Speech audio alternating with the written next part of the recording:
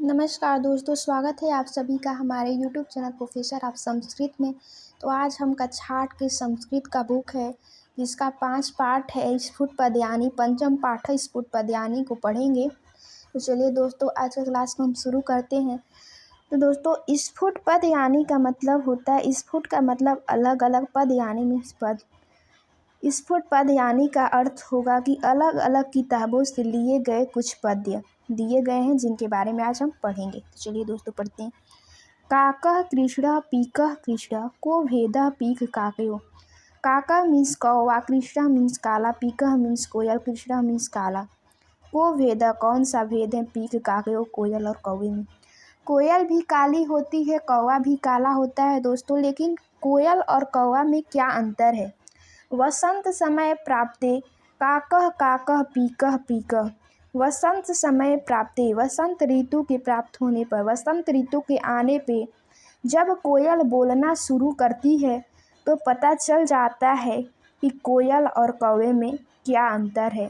अर्थात दोस्तों, इस पद में ये शिक्षा दी गई है कि सभी मनुष्य तो एक ही जैसे दिखते हैं, सबका आकार प्रकार तो सेम होता है, सबका आकार प्रकार एक जैसा ही दिखता है सभी मनुष्यों का।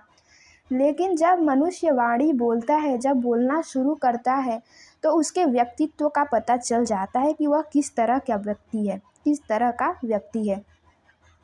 विद्या विवादाय धनम मादाय शक्ति परेशान परिपीडनाय खलस्य साधोर विपरीत में तत्ज्ञानाय दानाय च रक्षाणाय।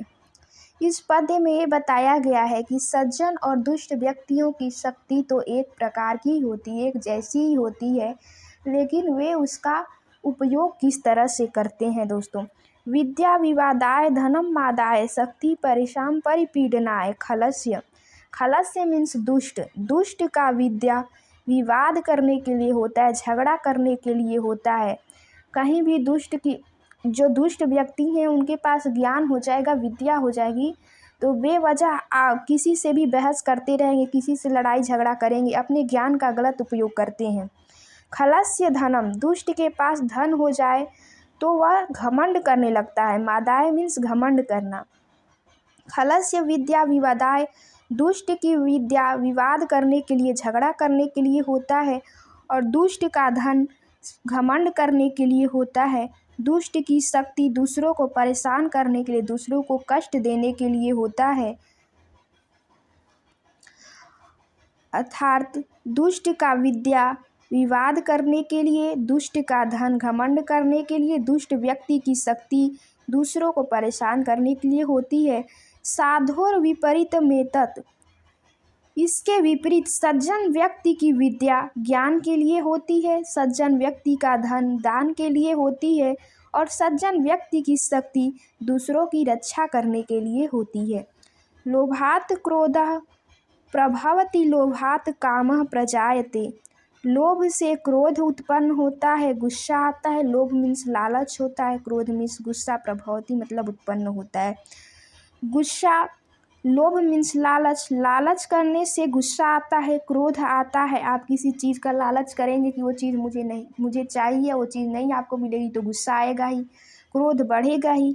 तो लालच से गुस्सा आती है, गुस्सा उत्पन्न होता है। लालच से कामनाएं उत्पन्न होती है, लालच से मोह उत्पन्न होता है और नाश भी हो जाता है।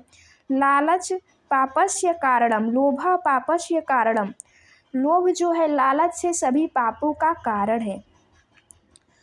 लोभात क्रोधः प्रभवति लोभात कामः प्रजायते। लोभात मोहस्य नाशस्य लोभः पापस्य कारणम। लालच से गुस्सा क्रोध उत्पन्न होता है, लालच से कामनाएं उत्पन्न होती है, लालच से मोह उत्पन्न होता है, लालच से ही नाश भी उत्पन्न होता है, नाश भी हो जाता है, और लालच ही सभी पापों का कारण है। वदनम प्रसाद सदनम सदयम हृदयम सुधा मुचो वाचः। वदनम माने जिसका मुख, प्रसाद सदनम मतलब खुशी भरा हो, जिसका मुख खुशी भरा हो, मतलब जिसके चेहरे पे हमेशा मुस्कान रहती हो, हमेशा खुशी हंसता हुआ जिसका चेहरा हो, हमेशा खुश रहता हो जो व्यक्ति। सदयम हृदयम, हृदय उसका दयालु हो। सुधा मुचो वाचः, उसका मुख उसकी वाणी जो है वो अमृत की जैसी हो। सुधा मीन्स वाणी, सुधा मीन्स अमृत, मुचो मीन्स वाणी, वाचा मीन्स बोलता। जो हमेशा अमृत की जैसी वाणी बोलता हो, जो हमेशा मीठा बोलता हो, ऊंची आवाज़ में ना बात करता हो, सबसे प्यार से बात करता हो, जिसका मुख हमेशा खुशी भरा हो, जिसके चेहरे पे हमेशा मुस्कुराहट हो, हृदय दयालु हो और उसकी वाणी अमृत जैसी हो, मीठी हो। करणम परोपकरणम, और कार्य उसके परोपकारी हो, दूसरों का उपकार करने वाला हो। ऐसा ऐसे कैसा मन कैसे न ते वंद्या, ऐसे व्यक्ति के कैसे कोई नहीं वंदनीय होगा। अर्थात जिसका चेहरा हमेशा मुस्कुराता हुआ रहता है, हमेशा खिला खिला खुशी भरा रहता है, जिसका हृदय दयालु रहता है और जिसकी वाणी मीठी होती है, अमृत की जैसी वाणी बोलता है जो, और जिसके कार्य परोपकारी होते हैं, ऐसे व्यक्ति का कौन नहीं वंदनीय होगा, कौन नहीं आदर सम्मान करता होगा। अर्थात ऐसे व्यक्ति की सभी लोग आदर सम्मान करते हैं। सत्येन रक्षते धर्मे धर्मो विद्या योगेन रक्षते, मृजया रक्षते रूपम कूलम वृत्तेन रक्षते। सत्य की रक्षा, धर्म की रक्षा सत्य से होती है, विद्या की रक्षा योग से होती है और रूप की रक्षा सुंदरता, चेहरे की सुंदरता साफ सफाई से होती है और कुल का, खानदान का, अपने परिवार की रक्षा आचरण से होती है। अर्थात सत्य बोलने से धर्म की रक्षा होती है, योग करने से विद्या की रक्षा होती है। योग मीन्स होता है जुड़े रहना। विद्या से जब तक आप जुड़े नहीं रहेंगे, जब तक आप पढ़ेंगे नहीं, किसी चीज़ को लगातार नहीं पढ़ते रहेंगे तो आप भूल जाएंगे। तो विद्या की रक्षा तभी हो पाएगी जब विद्या से जुड़े रहेंगे। विद्या की रक्षा कैसे होती है? योग से विद्या की रक्षा होती है और सत्य से धर्म की रक्षा होती है। मृजया रक्षते रूपम, साफ सफाई रखने से चेहरे की सुंदरता बढ़ती है, चेहरे की रक्षा होती है, आपकी रूप की रक्षा होती है। कुलम वृत्तेन रक्षते, और आपके कुल की, खानदान की रक्षा तभी हो सकती है जब आपका आचरण अच्छा हो। क्योंकि आप कितने भी बड़े खानदान में पैदा हो जाएं, कितने भी बड़े कुल में पैदा हो जाएं, जब आपका आचरण अच्छा नहीं रहेगा तो आपकी खानदान की रक्षा नहीं हो सकती।